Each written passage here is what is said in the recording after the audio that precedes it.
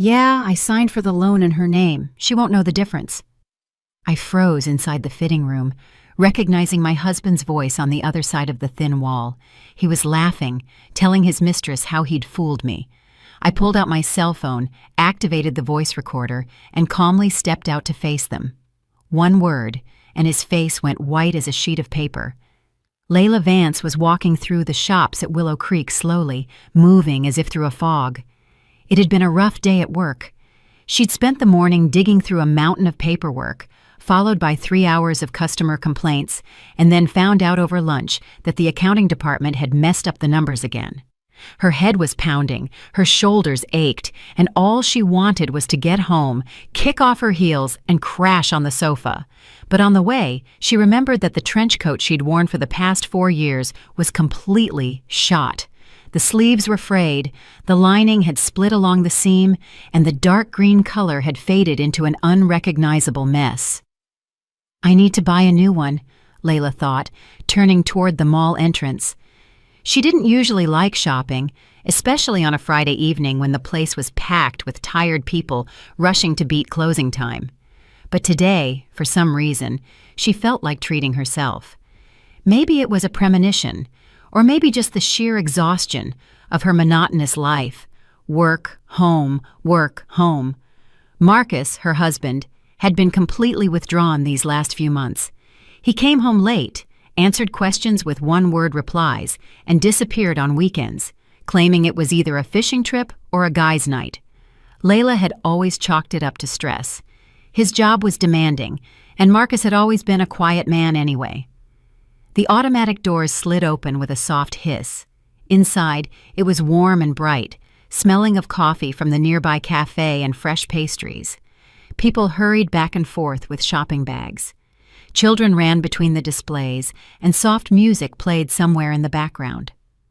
Layla pulled her phone from her purse and checked the time, 6:30. She figured she still had enough time to pick out a coat and get home by 8 o'clock. She rode the escalator up to the second floor, where the clothing stores were located. She walked past the athletic wear, past the denim shop, and stopped by a boutique she'd seen many times but never entered. In the window, a mannequin wore a stunning navy blue coat cinched with a thin belt. It looked expensive, yet tasteful. Layla stepped inside. The air smelled pleasantly of new fabric and a light perfume. The displays sparkled under the soft lights. Coats, jackets, and trenches of every imaginable color and style hung on the racks. She stopped by a sharp black coat with a wide collar. "Good evening. Can I help you find something?" A young sales associate approached her, a friendly smile on her face and her hair neatly tied back. "Good evening. I'd like to try on a coat, something classic for everyday wear." "Certainly. What size do you wear?" "A size 10. The associate nodded and disappeared between the racks. Layla walked along the display, looking at the models. "This one's too bright. This one has a fur collar, not practical. And this brown one?" No, she didn't want brown. It reminded her too much of the old one. "Here, take a look," the young woman returned, holding 3 coats. "This is a classic navy model, very elegant. This gray one has a belt, and here's a black one with an interesting cut. See how the shoulder line is slightly dropped? It looks very stylish." Layla took the navy one. The fabric was pleasant to the touch, heavy but not bulky. The color was deep and rich, the kind that wouldn't fade or dull after a couple of seasons. "The fitting rooms are right over there," the associate pointed to a row of stalls in the back of the store. "If you need another size or want to see more models, just call me." "Thank you." Layla walked toward the fitting rooms. 3 stalls stood side by side, separated by thick, muted beige curtains. The first one was occupied. A muffled woman's voice could be heard on a phone call. Layla went into the second, hung the coat on the hook, and started taking off her jacket. Soft, instrumental music played in the store. She slipped out of her jacket, hung it next to the coat, straightened her blouse, which had gotten a little wrinkled during the day, and slipped the new coat over her shoulders. She buttoned it up. The material was soft and fit her figure nicely. She looked in the mirror. It sat well, the shoulders were right, the length was perfect. She turned sideways, evaluating the silhouette. Maybe a little loose at the waist, Or was it just the way she felt after a tiring workday? Then, a man's voice, loud, satisfied, and containing a familiar cadence Layla would know anywhere, came from the next fitting room, the one where someone had been on the phone just moments ago. "Stop it, baby, it's fine. I'm telling you, she won't figure it out." Layla froze. The hand that was reaching to unbutton the coat stopped halfway. It was Marcus, her husband. Here, in the next fitting room, in a women's clothing store. Her heart hammered somewhere in her throat. Her pulse roared in her ears. Did I imagine it? No, she knew that voice too well. She had lived with him for 8 years, heard him every day, every morning, every night. She would recognize it, even through a wall, even in a crowd. "Why are you worried?" Marcus continued, clearly talking to someone right next to him. "The loan is done.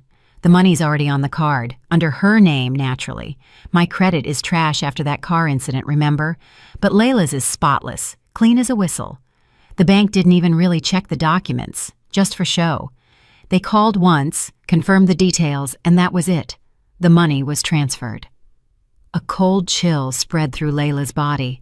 Her fingers went numb. Her breath hitched. She slowly sank onto the small poof in the corner of the fitting room, staring blankly at the curtain separating her from her husband's voice. A loan in her name. What is he talking about? What loan? "Come on," Marcus laughed, and his laughter held such a careless, confident note that Layla felt sick. "The signature? I told you, it's all covered. She won't even find out. You know how she is. She doesn't look at paperwork. She trusts me with everything. I slipped her a few documents to sign, told her they were some forms for my job. So she signed them without looking. The bank doesn't care, as long as the signature is there and the ID matches." A woman's voice responded softly, indistinctly. Layla couldn't make out the words, but the tone was flirtatious, playful. A young voice, not hers. "Don't worry, sweetheart," Marcus continued, and Layla heard the rustle of clothes as he moved. "We'll be in Cancun in 2 weeks. Imagine that, 5-star, all-inclusive. I already picked out the package, just gotta pay for it. And Layla can think I'm on a business trip. She's used to it. I tell her I'm traveling every month. Last month I said I was gone for a week, and we were at the resort, remember?" He laughed again, the satisfied, carefree laugh of a man sure that everything was going according to plan, that no one would expose him, that he was smarter than everyone else. Layla sat motionless. Her mind was empty. Not even thoughts, just a kind of white noise, like static on an old television. A loan in her name without her knowledge, a forged signature, a mistress, Cancun. The Atlanta trips that never happened, the Miami conferences she knew nothing about. She remembered how Marcus had indeed left for a week a month ago. He'd told her they had an important meeting, that his boss required his personal presence. She had even walked him to the door with his bag, kissed him goodbye, and said, "Be safe on the road." And he was heading to the beach with this woman. "How much did you end up getting anyway?" the woman asked, louder this time. Layla heard her voice clearly. Young, sharp. She was definitely under 30. "45,000, Marcus replied. "For 3 years. The payments are small, only $1,500 a month. Layla won't even notice. I'll just take her debit card and transfer the money to the bank. I'll tell her it's for utilities or something else. She never checks." $45,000. Layla closed her eyes. The sum spun in her head. Unbelievable. $45,000. A loan she hadn't taken, a debt she didn't know about. But what if she finds out? The woman's voice held a note of anxiety. What if the bank calls her or she gets a text? "She won't," Marcus said confidently. "I gave them my cell number when I signed the papers, so all the notifications come to me. And she doesn't go to the bank herself. I told you, about 3 years ago, I told her I'd handle all the bills so she wouldn't have to worry. Taking care of her, right? She loves having such an attentive husband. And I quietly control everything. Her card, the accounts, all the finances. How much time had passed? Seconds? A minute? Layla didn't know. She sat staring at the floor, unable to move. Somewhere far away, music played. Somewhere, shoppers bustled. But here, in this small fitting room, her world was crashing down. Then something clicked inside, sharp, like a switch being thrown, and in place of the paralysis came icy clarity. A cold, sober thought. I have to record this. I have to document what he's saying, or he'll deny everything, twist it around, lie his way out. Layla slowly pulled the phone from her purse. Her hands were shaking, but she forced them to obey. She unlocked the screen and opened the voice recording app. A large red button was in the middle of the screen. She pressed it. The phone vibrated once. The recording began. Black screen, running seconds, a pulsating red circle. She placed the phone on her knees, screen up, and froze again, listening intently. Every word was now vital. "Well, that's great then," Marcus was saying. "So we're all set. I'll stop by your place tonight. Layla's stuck at work until 9 o'clock. Something about inventory or an audit, I forget.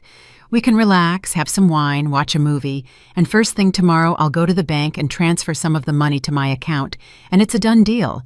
Some for the vacation, some for the dress and shoes you wanted. Remember?" "I remember," the woman laughed. "You promised to buy them for me a month ago." "Well, we'll buy them tomorrow. We'll buy them right now. We have plenty of cash now." Layla clenched her fists so hard her nails dug into her palms. Simple, naive. Her whole life had been nothing but work and home. She trusts him completely, never checks. She remembered how 3 years ago, Marcus had indeed offered to take over all their finances. He'd said he wanted to lighten her load, that she worked hard enough, that it was no trouble for him. He was often near the bank anyway, and she believed him. She was grateful. She thought he was caring, thought it was love. But he was simply setting the stage to control her money, her credit, her life. "But what if she suddenly asks about the money?" the woman asked again. "What if she sees something leaving the account?" "She won't notice," Marcus scoffed. "I've told you 100 times. She doesn't keep track of any of it. She gets her paycheck, gives me the card, and I give her cash for small things. Everything else is mine. Well, technically ours, but she doesn't even wonder how much is in there or what's being spent. As long as there's enough for food and utilities, she doesn't care." Layla bit her lip. This was the truth, the ugly, humiliating truth. She really hadn't been paying attention. She had trusted him, handed over her card, accepted cash for groceries and transit, and never asked questions. She thought that's what was expected. That's what families did when the man was the head of the household. But in reality, she had just handed him control of her life. "Fine," the woman drew out the word. "Just let's get everything done quickly. I'm tired of hiding in corners. I want to see you normally, without constantly looking over my shoulder." "I know, baby. Just hold on a little longer. After the trip, I'll talk to her. Maybe even file for divorce. It depends on how it goes. If I can split the condo fairly, so I get the bigger share, then I'm definitely leaving." "You're serious?" Hope sparked in the woman's voice. "As serious as I can be. But it takes time. The condo is in both our names, bought during the marriage. By law, it's 50-50, but I think I can maneuver it so I get 2/3. I just need to find a smart lawyer and play my cards right." The recording continued. Layla sat, watching the phone screen where the seconds ticked by. 30, 45, 1 minute, 1.5, 2 minutes, and 32 seconds. Every word was burned into her memory. Every phrase was a nail in the coffin of their marriage. She didn't cry. Tears wouldn't come. There was only a cold, hollow feeling inside, as if something important, something alive, had been ripped out by the roots. "Okay, let's go," the woman said. "I still need to look at that dress, the red one I saw in the window." Let's go. I'll buy you a dress that will make everyone jealous, and shoes to match, and a clutch. There's plenty for everything. Don't you worry." The curtain of the adjacent fitting room rustled. Layla stopped the recording and saved the file. 2.5 minutes, more than 150 seconds of his own words. Proof. She slowly rose from the poof. Her legs felt like cotton, but she forced herself to stand. She took off the coat, hung it back up, put on her jacket, grabbed her purse, checked that the phone was in her pocket, took a deep breath, exhaled, then pulled back her fitting room curtain and stepped out. Marcus stood a few feet away from her. Beside him was a fair-skinned woman, Tiana, in her late 20s, wearing a short black dress and high heels. Bright makeup, red lipstick, long manicured nails, gold hoop earrings. Beautiful, young, well-maintained. She was laughing at something, head thrown back, and Marcus was looking at her with a smile Layla hadn't seen in a very long time. Layla took a step forward, slowly, deliberately. Marcus turned at the sound of her steps and froze. The smile vanished from his face as if it had been wiped clean. His eyes widened, his mouth slightly open. He paled. Literally. His face turned waxy, as if all the blood had been drained instantly. Tiana also fell silent, darting her eyes from Layla to Marcus and back. "Layla," he finally choked out. His voice was husky, unfamiliar. What are you doing here?" Layla looked at him, calmly, very calmly, a long, examining look, as if seeing him for the first time. Then she held up her phone, the screen still illuminated, showing the saved audio file with the timestamp. 2.5 minutes. "I recorded it," she said quietly, almost a whisper. But in that silence, the word rang out like a gunshot. Marcus froze. If he had been pale before, now he was ash-gray. His lips trembled. "What? Recorded what?" he mumbled, though the look on his face showed he understood perfectly. Tiana took a step back, her eyes darting between them. Layla said nothing. She simply stood and stared at her husband, at the man she had lived with for 8 years, whom she had trusted, whom she had loved, and who had turned out to be someone she didn't know at all. Then she turned and walked toward the exit. She passed the associate, who was asking about the coat, if she liked it, if she was going to buy it. Layla didn't answer. She walked past the racks, past the displays, past the mirrors, without looking back. Her steps were firm, her back straight. Behind her, she heard Marcus's voice, confused, frightened, almost pleading. "Layla, wait! Layla, stop! Let's talk! It's not what you think!" She didn't stop, didn't turn around. She just walked forward through the store to the escalator, down to the exit. The automatic doors slid open. The cold evening air hit her face. There was a knot in her throat, but she didn't allow herself to cry. Only when she was in the taxi and it pulled away did Layla allow herself to exhale. Her hands were still shaking. She looked at the phone in her hand. The audio file was there, saved, recorded. The proof that her life had just collapsed, and at the same time, the proof that she now knew the truth. Layla entered the condo and locked the door with all the deadbolts. Her hands were still trembling as she kicked off her shoes and hung her jacket on the hook in the foyer. The condo was quiet, empty, cold. She had left that morning without turning up the heat. Now, this silence felt alien, as if she hadn't come home but into the set of her former life.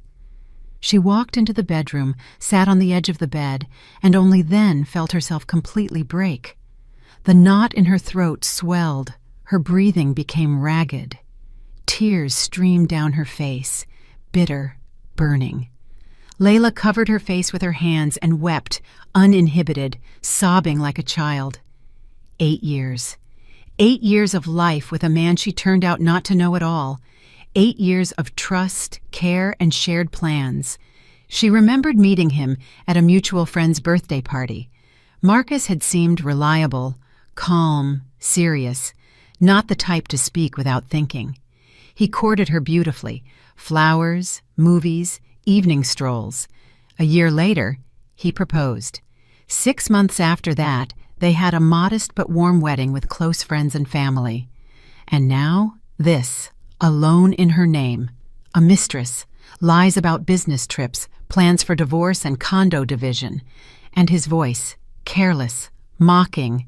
She won't know the difference. Layla wiped her tears with the back of her hand, stood up, and went to the closet. She needed to compose herself. She needed to think. Tears wouldn't solve anything. She opened the bottom drawer of the dresser where they kept important documents. She pulled out a folder marked Important. Inside were their passports, their marriage certificate, the condo deed, and some old statements. Layla dumped everything onto the table and started sorting through it. Her passport, Marcus's passport, the marriage license, the condo purchase agreement. Where else could the papers be? She remembered that Marcus always stacked certain envelopes in the top drawer of his desk. Before, she had never gone through his things, believing everyone should have their privacy, but this was no time for delicacy. Layla walked to the desk and opened the drawer. Inside were pens, notebooks, receipts, paper clips, and a sealed white envelope. She picked it up, turned it over. Nothing was written on the envelope. She tore it open and pulled out the sheets. A loan agreement. Her name, her ID details, the amount, $45,000. Term, 3 years. At the bottom, a signature. Layla looked closely. The signature was similar to hers, but not exactly right. The letters were slightly larger, the pressure stronger. He had forged it. She felt nauseous. She sank into a chair, holding the agreement. There it was, black and white, the proof. He really had taken out a loan in her name, forged her signature, and received the money. Layla picked up her phone, found the bank's number on their website, and called.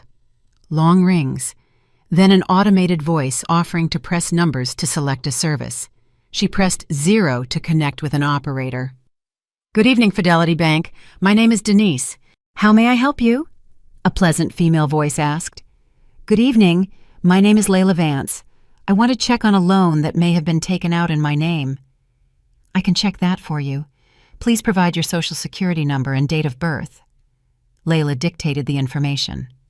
A pause, the sound of keys clicking on the other side. "Yes, there is indeed a consumer loan taken out in your name.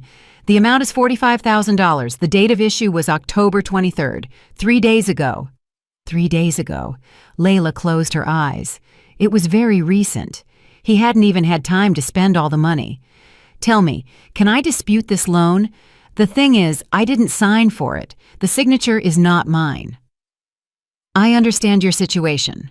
In that case, you need to come to a bank branch with your ID and file a fraud report. We will conduct a signature analysis. If it is confirmed that the signature is forged, the loan will be annulled and the case will be handed over to law enforcement." "How quickly can this be done?" "We accept the report on any business day.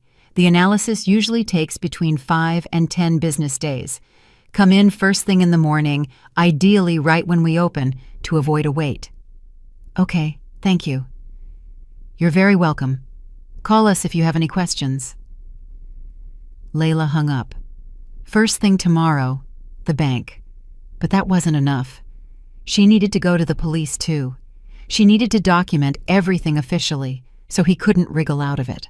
She opened her phone's browser, typed in "fraud report police form sample," and quickly scanned the text. It was clear. She needed to describe the situation, attach evidence, and provide the relevant details. Tomorrow morning she would go to the bank first, then to the police precinct. It was nearly 8 o'clock. Marcus could be back at any moment. Layla did not want to see him. Not now, not while her emotions raged inside, threatening to erupt. She stood up, went to the kitchen, poured herself a glass of water, and drank it slowly, trying to calm down. Then she returned to the bedroom, pulled her gym bag from the closet, and started packing. A couple of changes of clothes, jeans, a sweater, pajamas, her makeup bag, phone charger, documents, the loan agreement. She wouldn't spend the night here. She would go to her sister's place. Imani had always said, "If you ever need me, just show up." A lock clicked in the front door. Layla froze. Marcus. He had come home. She heard him taking off his shoes, hanging up his jacket. Then his footsteps headed toward the bedroom. The door opened. Marcus stood in the doorway, pale, bewildered, guilty. He looked at her, at the bag, at the documents scattered on the table. "Layla," he began softly, "let's talk, please." She remained silent, just standing and looking at him. This man, who had been her husband just yesterday, had become a stranger today. "I can explain everything," Marcus continued, taking a step forward. It's not what you think. I didn't want to betray you. It just happened." "It just happened?" Layla's voice was cold, level. "You took out a loan on me, forged my signature, lied about business trips, cheated, and planned to divorce me and sue for the condo. And that just happened?" Marcus winced as if in pain. "I wasn't planning on getting a divorce. I just said that to get her off my back. Look, that girl, Tiana, she doesn't mean anything. It was just a fling, a distraction. But you are my wife, my family." $45,000 for a distraction. Layla took a step toward him. "Do you seriously think I'm that stupid? No, of course not. I don't think you're stupid. I got lost. I had debts, you understand? Old debts from last year. I needed money urgently, and my credit was shot. They wouldn't give me a loan, so I thought, if it was in your name, I wanted to ask, but I was afraid you wouldn't understand, that you would refuse." "Of course I would have refused!" Layla's voice broke into a shout. "Because that's fraud. Because it's my credit history, my name, my money that I'll have to pay back, and you didn't even bother to ask me?" Marcus hung his head. "I'm sorry. I know I was wrong, but I'll pay it all back. I promise. I'll make the payments myself. You won't even notice them." "Shut up." Layla felt a churning inside, a wave of pure fury rising. "Just shut up. I recorded your conversation, the whole thing from start to finish. You said I wouldn't understand, that I was simple and gullible. You were laughing at me with your mistress. You were planning a trip to Cancun with my money." He looked up, his eyes filled with terror. "Layla, please don't do anything crazy. Let's resolve this between ourselves, without involving outsiders." "Outsiders? Do you mean the police? Why jump to that right away? We're a family. We can work this out." "No, Marcus, we can't. I'm going to the bank and the police tomorrow. I'm filing a fraud report, and I'm filing for divorce too." He went even paler. "Layla, don't. Wait, let's discuss this. I'll change, I swear. No more mistakes, no more girls, nothing. Just you and me, like before." She shook her head. "It won't be like before. You destroyed everything, with your own 2 hands." Marcus took another step, reaching out as if to touch her shoulder, but Layla recoiled. "Don't touch me," she said quietly. "I'm packing my things and leaving for a few days. I need to think." "Where are you going?" "None of your business."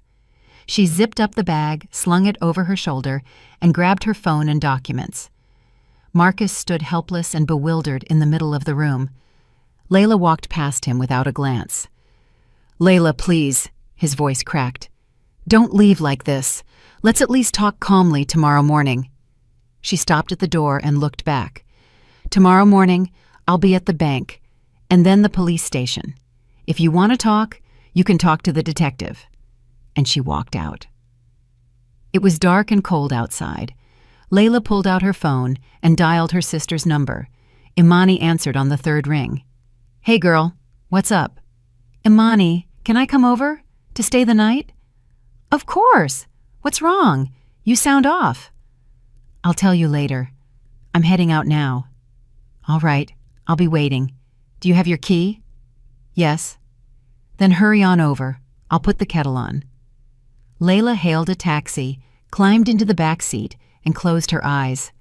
Her whole body ached from fatigue and tension, but the worst was the emptiness inside, as if something had been burned to ashes, leaving only cinders. Imani lived on the other side of the city, in an older apartment complex. Layla went up to the 6th floor and rang the bell. Imani opened the door immediately, tall, light-skinned, in a housecoat and fuzzy slippers. Come in, come in." She moved aside, letting Layla into the apartment. "Lord, you look pale. What happened?" Layla walked into the living room, collapsed onto the sofa, and only then realized she couldn't hold it in anymore. The words poured out, about the mall, the fitting room, the recording, the loan, the mistress, everything. Imani listened without interruption, her face growing harder and harder. "Oh, Layla," she breathed out when Layla finished. "I always felt something was off with him, but I thought it was just my intuition acting up. And now I find out I lived with a fraud for 8 years." Layla gave a bitter chuckle. 8 years of trusting, giving him my paycheck, never checking where the money went, believing every single word. And he... Imani sat closer and put her arm around her sister's shoulders. "Listen, tomorrow morning we're going to the bank together, then the police. I'm with you, don't worry. That scumbag is going to pay for everything." "I'm scared," Layla confessed quietly. "Scared I won't be able to handle it, that he'll twist it, lie, or blame me." "He won't get away with it. You have the recording. You have the loan agreement with the forged signature. The analysis will confirm it. He's finished, girl. And you were smart not to panic. You recorded everything." Layla nodded. Imani was right. She had the evidence. She just needed to act. They stayed up talking until midnight. Imani made tea, brought out cookies, calming and encouraging her sister, and Layla told her everything that had accumulated over the years. How Marcus had gradually withdrawn, how he'd grown cold, how he'd stopped caring about her life, how she'd blamed it on stress, on work, on circumstances, how she'd ignored the small things, the scent of strange perfume, the calls he hung up on when she was around, the frequent late nights. "I knew, but I didn't want to admit it," Layla said, staring into her cup of cold tea. "I thought if I didn't pay attention, everything would fix itself." "That's not how it works," Imani gently replied. "If there's a problem, you have to face it, not pretend everything is fine." "I know that now." Layla woke up early the next morning, though she'd slept poorly, tossing and turning, waking up and falling back into a troubled sleep. Imani was already in the kitchen making breakfast. "Morning, sleep okay?" So, it's all right. Today's going to be a hard day, but we'll get through it. I already called work and told them I'd be late. We're heading to the bank right when they open." Layla nodded. They ate quickly, cheese sandwiches and coffee. Then they got dressed and left. The bank opened at 9 o'clock. They arrived 10 minutes early and managed to be the first in line. When the doors opened, Layla approached the administrator and explained the situation. The woman listened carefully, nodded, and led them to a private office. "Have a seat. A specialist from our fraud operations team will be with you shortly." 5 minutes later, a man in his 40s entered, wearing a sharp suit and carrying a folder of documents. "Hello, my name is Mr. Howard. I'm the senior specialist for the security department. Please explain the situation." Layla told him everything, concisely and factually, showed him the agreement, and played the voice recording. Mr. Howard listened without interrupting, taking notes. "Understood," he said when Layla finished. "This is indeed a serious situation. We will perform a signature analysis. You'll need to provide several samples of your handwriting on different sheets of paper. Also, please fill out a statement confirming the loan was taken without your consent.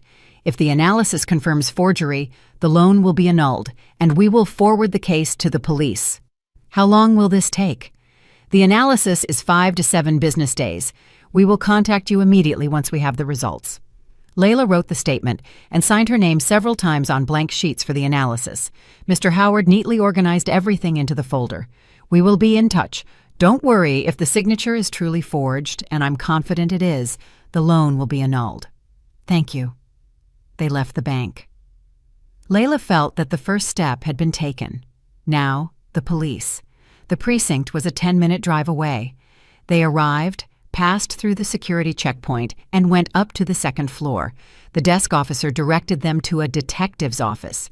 The detective, a man in his 50s with a tired face, listened to Layla, reviewed the documents, and listened to the recording. "Clear," he said. "This falls under felony fraud and forgery of documents. File a report, we'll register it, and open a case. Your husband will be called in for questioning. If guilt is confirmed, he faces probation or jail time, depending on the circumstances." Layla wrote the report, detailed as Imani had instructed: who, what, when, where. She attached a copy of the agreement and provided the audio file. "We will issue a warrant to open the criminal case within 3 days," the detective said.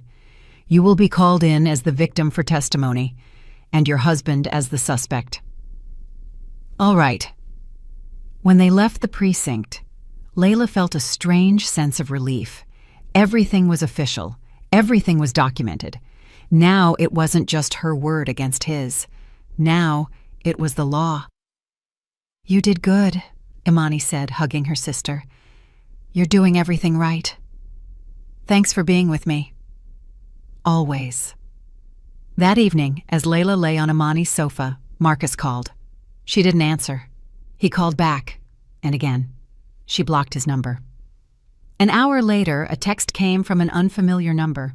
"Layla, it's me. Please, let's meet. Let's talk normally. I understand I was wrong. I'm ready to pay everything back, to fix everything. Just don't ruin our family." Layla looked at the screen, then deleted the message and blocked that number too. Family? What family? He ruined it himself, with his own hands, with his lies, with his betrayal. Now she only had to move forward. A week passed. A week that felt like an eternity for Layla. She went to work trying to focus on her tasks, but her mind constantly returned to what had happened. Colleagues noticed she was distracted, pale, and quiet. Her boss, Ms. Lee, stopped by her desk a few times to ask if everything was all right. Layla answered briefly, "Yes, just tired," and submerged herself in paperwork again. She continued to live with Imani. She didn't want to go back to the condo. Even the thought of having to see Marcus made her sick. Imani didn't mind. On the contrary, she said she was happy for the company. In the evenings, they sat in the kitchen, drank tea, and talked. Imani talked about her job at the travel agency, the annoying clients, and new tour packages. Layla listened distractedly, grateful not to be silent and alone. On Wednesday, the bank called. Mr. Howard informed her that the analysis was complete. "Ms. Vance, we have the results. The signature on the loan agreement is indeed forged. The handwriting expert confirmed it's not yours. The loan has been annulled and all accrued interest has been waived. You will not be required to repay the funds." Layla exhaled, feeling an enormous weight lift from her shoulders. "Thank you. Thank you so much. We have forwarded all materials to the police. They will be in touch with you shortly." And sure enough, on Thursday evening, the detective called. He introduced himself as Detective Johnson and asked her to come in for testimony the next morning. Layla agreed. On Friday morning, she took a couple of hours off work and drove to the precinct. The detective met her in a small office with bare walls, a metal desk, and 2 chairs. He was a young man in his 30s with attentive eyes and a serious expression. "Please sit down, Ms. Vance. Tell me everything in sequence." Layla spoke for a long time. The detective asked questions, clarified details, and took notes. Then he played the recording she had brought, listening carefully. "Understood," he said when the recording ended. "The picture is clear. Your husband committed fraud, took out a loan in your name without your knowledge, and forged your signature. That is a serious felony offense, plus forgery. We will call him in for questioning. A summons will be issued today." What kind of sentence is he facing? If he pleads guilty and agrees to a victim-offender reconciliation, probation is possible, along with an order to pay you restitution for emotional damages. If not, actual jail time up to 3 years. But given that this is a first offense and the victim is his spouse, it's likely to end in probation. Layla nodded. She didn't want Marcus to go to jail. She wasn't vindictive. She just wanted justice, and for him to be held accountable for what he had done. "I want to file for divorce," she said. "Where should I go?" "The county clerk's office. If he agrees to the divorce, and there are no property disputes. If there are disputes, you'll need a lawyer to go to court. But it's faster to try and settle amicably first." After leaving the precinct, Layla immediately went to the county clerk's office. She was given the divorce petition form. She filled it out, sitting right at a table in the hallway, carefully writing the letters. Petition for dissolution of marriage. Reason: irreconcilable differences. Short, dry, no emotion. If the other spouse agrees, He must also file his own petition, the clerk, an older woman in glasses, explained. Then, in about 30 days, you will receive your final decree. If he disagrees, you go to court, which takes longer. I'll try to reach an agreement with him, Layla replied, though she wasn't sure Marcus would simply agree. That evening, she decided to text him. She unblocked his number and typed the message, "Marcus, we need to talk. Tomorrow at 3 o'clock at the cafe near the park. Come alone." A reply came a few minutes later. "Okay, I'll be there." The next day, Layla arrived at the cafe 15 minutes before the scheduled time. She ordered tea and sat at a window table. Her nerves were shot, her hands were shaking. She hadn't seen Marcus in over a week and didn't know how she would react to meeting him. He showed up right at 3. He walked into the cafe, looked around, saw her, and headed toward the table. He looked rough, a drawn face, dark circles under his eyes, a wrinkled shirt. He sat across from her without saying a word. "Hi," Layla began. "Hi," he replied hoarsely. They were silent for a few seconds. Then Marcus spoke first. "I was called in for questioning. The detective said a criminal case has been opened against me, fraud and forgery of documents. Layla, I didn't want it to come to this. Truly, I just got lost, got into debt, and didn't know how to get out. I thought I could pay the money back quickly, that you wouldn't find out." "But I did find out?" "Yes, and I understand that you're angry. You have every right to be. But I'm begging you, let's try to fix this. I'm ready to pay you restitution. I'm ready to pay off the debts. I'm ready to do anything. Just don't ruin our family." Layla looked at him with a steady gaze. In his eyes there was pleading, desperation, but the man she knew was no longer there, or maybe he never had been. "Marcus, the family is gone," she said calmly. "You destroyed it yourself. I filed for divorce. I want you to file your petition too, so this can be over quickly and without court." He paled. "You're serious?" "Absolutely." "But Layla, can't you forgive me? Everyone makes mistakes. I'll change, I swear." "You didn't make a mistake, Marcus. You lied to me for months, took out a loan in my name, cheated on me, and planned to sue for the condo. That's not a mistake. That's betrayal." He lowered his head, clenching his fists. "What about the condo? How do we split it?" "By law, 50-50. You can buy out my share, or I can buy out yours, or we can sell it and split the money. It makes no difference to me." "I can't buy out your share. I don't have the money." "Then we'll sell it." Marcus nodded without looking up. "Fine. I'll file the divorce petition." "When?" "Tomorrow. They'll give you the form at the clerk's office." He stood up, didn't say goodbye, and walked out of the cafe. Layla remained seated, looking out the window. It was raining outside. People hurried past with umbrellas.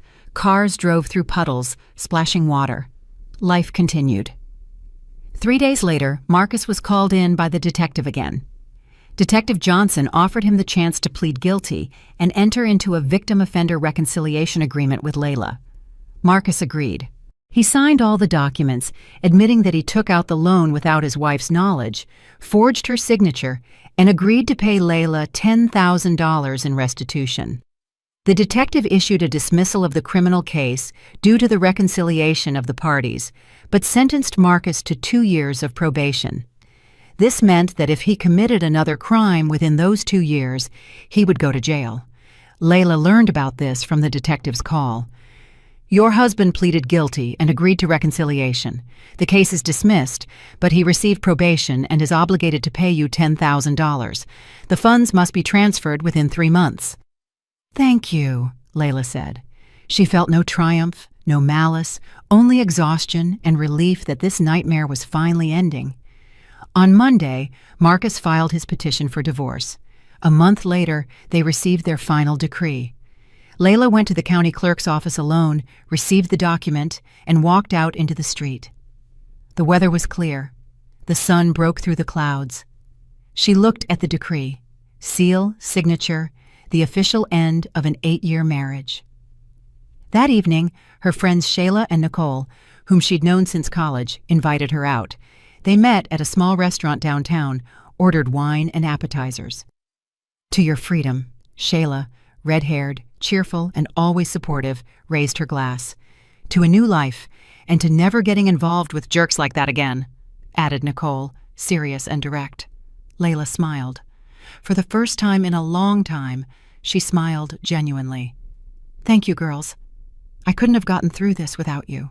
"Please, you're a rock," Shayla said. "Not everyone could have pulled themselves together that fast. I probably would have cried for a week." "I cried," Layla admitted, "just not in front of everyone." They talked late into the night, discussing the past and making plans for the future. Shayla suggested they all go to the Caribbean that summer. Nicole advised her to sign up for yoga or a gym membership. "You need a change of pace," she said. "Get into something new, a hobby, sports, some classes. The main thing is not to dwell on the past." Layla nodded. She knew her friends were right. She had to move on. She had to build a new life without Marcus, without the heavy burden that had weighed her down all those years. The condo issue was resolved surprisingly fast. They found a buyer through a real estate agent and closed the deal. Layla received her half, $130,000.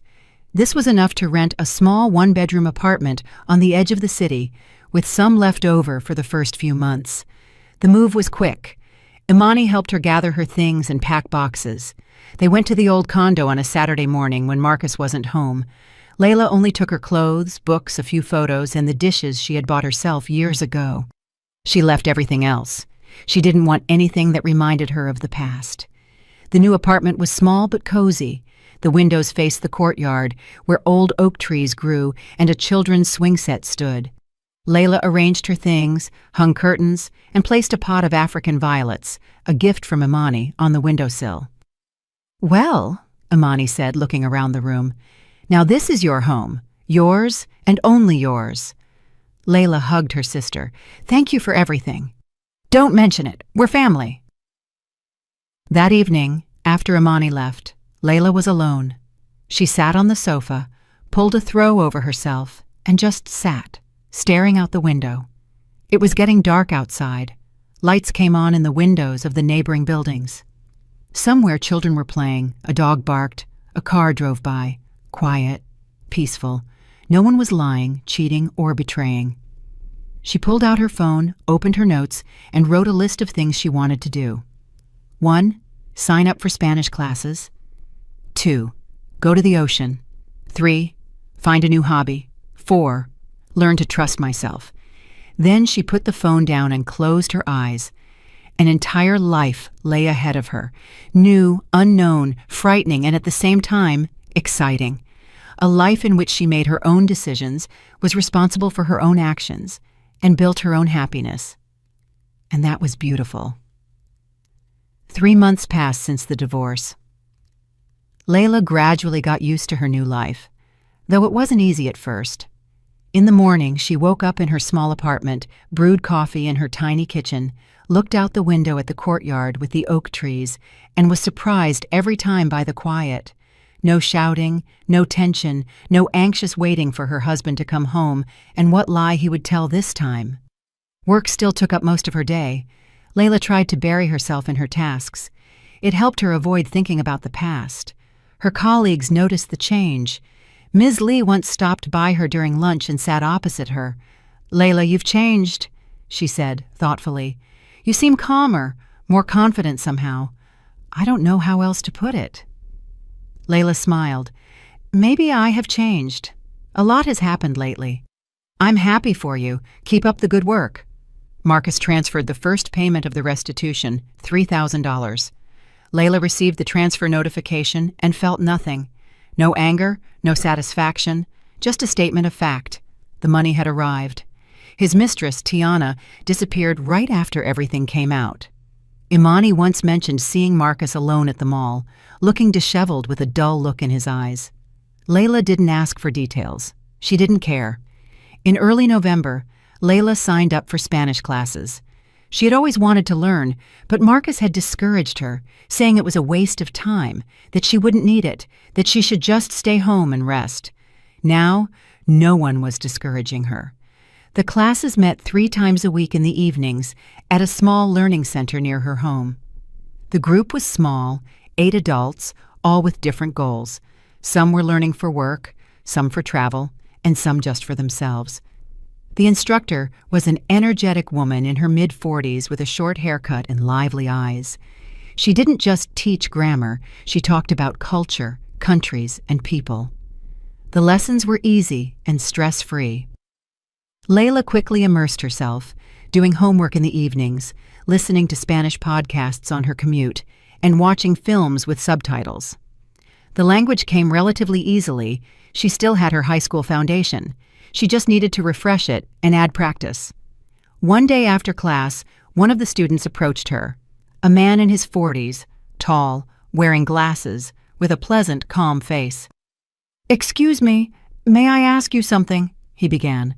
"Do you happen to work in accounting?" Layla was surprised. "I do. Why?" "I thought I recognized you. Maybe I saw you at your office on business. I'm Julian Hayes." He extended his hand. "Layla Vance." She shook his hand. "What were you in for?" "A cooperation agreement. I work for a construction company. We finalized the documents with your team." Layla remembered. Indeed, about 3 months ago, a representative from a construction firm had come in. Pleasant, polite, got straight to the point, resolved everything. "Yes, I remember. Nice to meet you again." They started talking. It turned out Julian had also recently divorced, about a year ago. He was also learning Spanish because he planned to travel. He dreamed of seeing Europe, the U.S. West Coast, and Asia. He had spent his whole life working, building his career, and now he decided to live for himself. "I understand," Layla said. "I'm just starting to live for myself, too." They left the center together. It was drizzling outside, and it was cold. Julian opened his umbrella. "I can walk you to your bus stop if you'd like." "Thank you." They walked under one umbrella, talking about the class, their plans, and life. It felt easy, comfortable. Layla felt she could talk to this man without pressure, without having to choose her words carefully. At the bus stop, they said goodbye. Julian smiled. "Maybe we could grab coffee sometime after class. Just to talk, no strings attached." Layla thought for a second, then nodded. "Why not?" They started meeting after class. Not every time, but regularly. They went to a cafe, talked, and sometimes just walked through the city at night. Julian talked about his work, how he built houses, how he dreamed of creating something meaningful, and how his marriage had ended quietly, without scandal. They simply realized they were no longer right for each other. "My wife and I were together for 15 years, he said. They were good years, honestly. But at some point, we realized we had become strangers. We divorced amicably and remained on good terms. No kids, so no trauma for anyone." Layla listened and realized that sometimes it happened that way too. Divorce wasn't always drama, betrayal, and scandal. Sometimes people just went their separate ways, acknowledging that their paths had diverged. Julian wasn't rushing her. He didn't pry with questions or try to get close immediately. He was simply there, calm, reliable, respectful. Layla felt safe with him. One frosty, clear evening in late November, they were walking along the riverbank. The river was covered in a thin sheet of ice. Streetlights reflected in the water. Julian stopped and looked at her. "Layla, I know you're being cautious, and I'm not rushing anything, but I want you to know that I enjoy spending time with you, very much. You are an interesting person, and I would like to get to know you better. If you're open to it, of course." Layla looked at him, at his honest, open face, and suddenly realized that she wanted that too. She wanted to try to trust again, to open up to someone again. Slowly, carefully, step by step. "I'm open to it," she replied. "Just let's take it slow. I need time." "As much time as you need," Julian smiled. "We have all the time in the world." December brought the first snow. Layla renovated her apartment, painting the walls a light beige, changing the curtains, and buying a new sofa. The apartment was transformed. It was truly hers. For New Year's, she went to Imani's. They celebrated together, Just the two of them, with her sister's sweet potato pie, sparkling cider, and old holiday movies on TV. It was warm, cozy, and familial. "So, ready to take stock of the year?" Imani asked when the clock struck midnight. "It was a terrible year," Layla admitted, "but I'm glad it happened. I learned a lot. Like, never to hand your life over to someone else, that love isn't sacrifice but partnership, and that sometimes you have to be selfish to save yourself." Imani raised her glass. "To you, to your strength, to your future." "To us," Layla corrected. They clinked glasses. In January, Marcus transferred the second portion of the restitution. Layla deposited the money into her savings account and decided to save up for a trip. Shayla suggested they go to the Caribbean that summer. Sun, sea, and tropical drinks. Layla agreed. Why not? The Spanish classes were nearing the end. The instructor gave everyone certificates for completing the foundational level and advised them to keep practicing. "You all did great," she said during the last class. "The main thing is not to quit. You need to practice a language constantly, or you'll forget everything." Layla promised herself she wouldn't quit and signed up for the next level, which started in March. She and Julian continued to see each other, but more frequently now. They went to the movies, the theater, and museums. He introduced her to classical music, taking her to the Philharmonic. Layla was discovering new worlds she hadn't considered before. One day in February, they were sitting in his car after a concert. Large snowflakes were falling outside, covering the city in a white blanket. Julian turned to her. "Layla, I know you're being careful, and I'm not trying to pressure you, but I want you to know I'm happy with you, very happy, and I'm ready to wait as long as it takes." Layla took his hand. "I'm happy with you too, Julian, and I'm ready to try. Slowly, but try." He smiled, leaned in, and kissed her, tenderly, gently, respectfully. Layla returned the kiss and realized that she had finally let go of the past. Spring arrived unexpectedly early. In March, the snow melted and the first patches of green appeared. The air smelled of thawed earth. Layla started going to the gym. Nicole had convinced her to try fitness classes. Now they were sweating on the treadmills together 3 times a week. Marcus transferred the final portion of the restitution, the full $10,000. Layla received the notification and exhaled. That issue was closed forever. She never regretted her decision, never remembered Marcus with longing or regret. Only sometimes, very rarely, she thought of those 8 years as an important lesson. A lesson that you must not lose yourself in a relationship, that love is not sacrifice but partnership, and that trust must be mutual, not blind. In April, Julian suggested they take a weekend trip to a neighboring city. An exhibition of contemporary art was opening there. Layla agreed.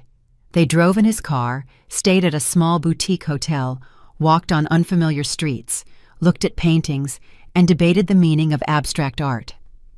That evening, they sat at a restaurant on the waterfront. Julian ordered wine, and they silently watched the sunset over the water. "You know," Layla began, "a year ago, I wouldn't have believed I'd be here, that I would be happy, that I would ever be able to trust anyone again. And now? And now I understand that life goes on, that after every ending, there is always a beginning." Julian took her hand. "I'm glad we met." "Me too." They returned to the city late Sunday evening. Julian walked Layla to her door and kissed her goodnight. "I'll see you this week." "Definitely." Layla walked into the apartment, undressed, made tea, and sat by the window. The spring evening darkened outside. Somewhere cats were crying, cars were rushing by. The ordinary life of an ordinary city. But for Layla, it was a new life, a life she was building herself, with her own hands, with her own decisions. A life without lies, betrayal, or fear. Only her choices, her freedom. She pulled out her phone, opened her notes, and added a new item to her list. 5. Learn to be happy. Then she smiled and put the phone down. She had already learned.